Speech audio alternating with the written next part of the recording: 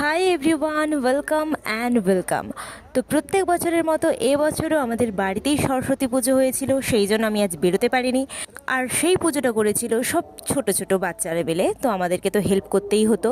তো সকাল সকাল এরা সবাই নতুন জামা কাপড় পরে চলে এসেছিল অঞ্জলি দেওয়ার জন্য। আর এটা হচ্ছে আমাদের এবছরের সরস্বতী ঠাকুর। তো এবছরের ঠাকুরটা সত্যি খুব সুন্দর হয়েছিল। আর সকাল সকাল আমাদের ঠাকুর মশাই চলে এসেছিলো, আর এখানে সব জোগাড় চলছিল। আর আমার বোন আজকে সংকল্প করবে, কারণ ওর এই বছর মাধ্যমিক এক্সাম, সেই জন্য ঠাকুর যাতে ওকে ভালোভাবে আশীর্বাদ দেয়, সেই জন্যই ও এবারে সব কিছু করছিল।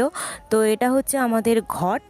তো ঘট তুলে আনার পর আমরা সবাই মিলে অঞ্জলি দিয়েছিলাম। অঞ্জলি দেওয়ার ক্লিপসটা নেওয়া হয়নি, যাই হোক।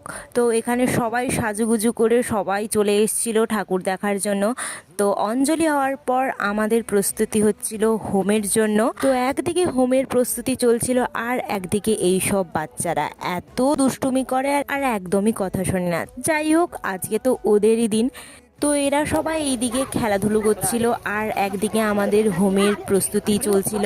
আর হোমটা আমাদের প্রত্যেক বছরের মতো এবছরও খুব সুন্দর হয়েছিল। তো হোমের পর আমাদের আরতি স্টার্ট হবে।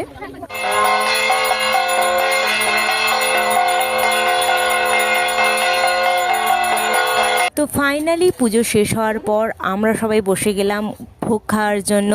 তো এখানে আগে সব ছোট ছোট বাচ্চারা খেতে বসে পড়ছিল, আর এই দিকে আমিও বসে পড়েছিলাম।